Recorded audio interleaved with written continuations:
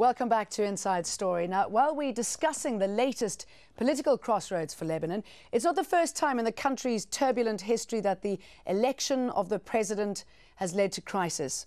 Back in 1982, Bashir Jamal was elected head of state by a narrow majority, with most Muslim members of the National Assembly boycotting the vote. Jamal was assassinated shortly before taking office. He was succeeded as president by his older brother, Amin. Before stepping down in 1988, he controversially appointed another Maronite Christian, Michel Aoun, as acting prime minister. Muslim groups rejected the move and pledged support to another candidate. Lebanon became split, with a Christian government in East Beirut, a Muslim government in West Beirut, and no president. We're still joined by our guests in Beirut: Faris Bouez, an independent politician and former Minister of Foreign Affairs; Alain Aoun, spokesperson for the Free Patriotic Movement. Mr. Bouez, the longer the delay in choosing a president, aren't you concerned that this is going to open up chances for further violence, for further assassinations in your country? You know, despite the very ugly and criminal aspect of the murder of Antoine, of the member of the parliament, Antoine Ghanem, I think that this will not stop or cancel the electoral procedure, because everybody knows that unless we vote and unless we elect a president, these series of crimes are going to continue, and this instability of the country is going to continue, and even a worse scenario can happen through the division of the institutions, through the division maybe of the army, and through a real chaos in the country. So it is why I think that everybody, nearly everybody, is realizing that the only way to go out of this situation is to agree on a president which can really be accepted by both two parties. The United Nations is calling for the elections to happen on time and without international influence. What is the role here of international and regional powers? And I'm talking specifically about Syria and Iran. Well, we agree with the international community that these elections should happen on time. We agree that there should not be any foreign interference, whether from Syria or Iran or from any other foreign party. But we have to take into consideration that there is an internal dimension for this election. This election is coming after 2 years of crisis, and it should answer the problems that led to this crisis. This is the main issue that is still disputed between us and the government forces. Now, as far as the elections to take place on time and as per the Constitution, we fully support this requirement, and we fully support this call from the international community. Okay, let's look at the scenarios that are on offer, Mr. Bouez. The country could possibly have two governments.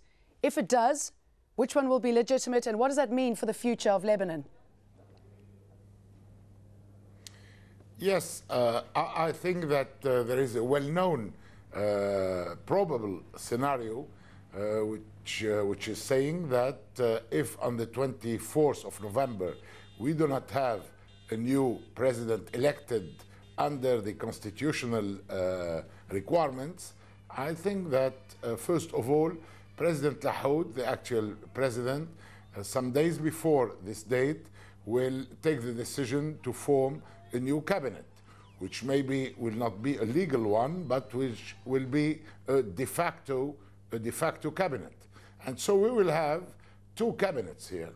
And there the question will be, which cabinet will listen to the army, the central bank, and the other institutions and the other administration. Second of all, what if the movement, any of the two parties will go and elect alone a president without the quorum of the two-thirds? What will be the reaction of the other party? I think that through this scenario, the other party will go straightly to denounce this act, considering that this president is an illegal one and is an usurpator. And this is what I call the chaos in the country if it's not a war, a real war. Mr. Owen, do you agree with that, that neither option is acceptable? Yes, I agree that the scenarios of two governments and of two presidents is dramatic. It's dramatic for both parties. It's dramatic for the whole country, and nobody will get out winner of this scenario. Now, the best scenario is to reach a consensus.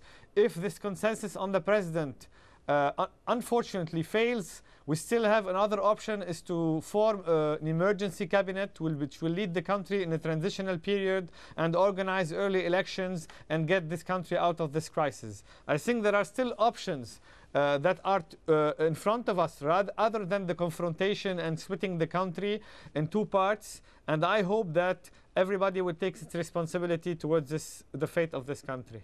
Mr. Bouez, because Lebanon's strategic location in the Middle East makes it a country that everybody wants to get involved in, vying for regional hegemony.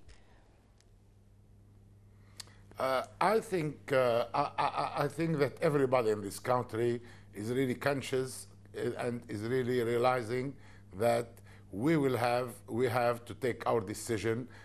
We have to take our national decision into electing a new president, a free president from all influences, from all regional and international influences. Is that something that's possible in Lebanon? Is that possible?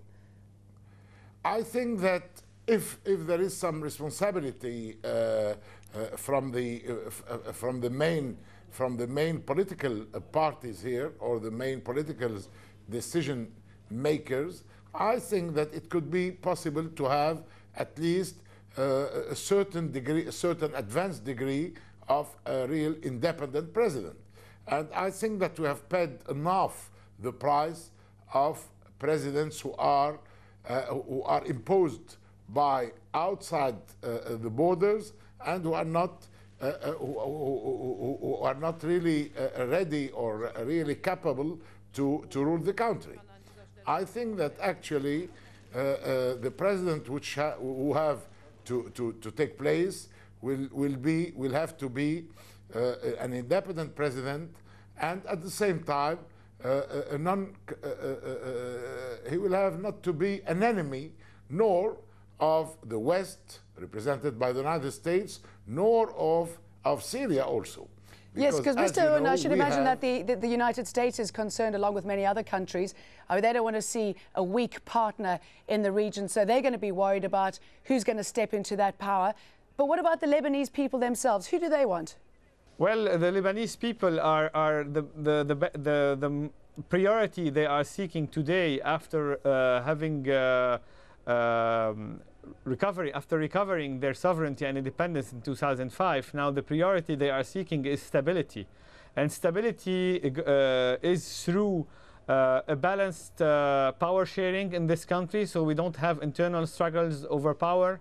And the second thing is to protect Lebanon from these regional issues and solve these regional issues, like the Palestinian ones, like the conflict with Israel, like the relations with Syria. These are destabilizing factors to this country. So we need also to address these issues, and we need the help of this international community, in order to put these issues on a track of solution.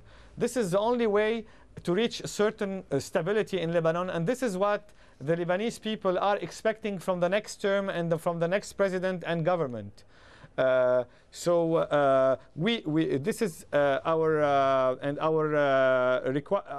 we hope for is that the international community helps Lebanon in reaching this goal.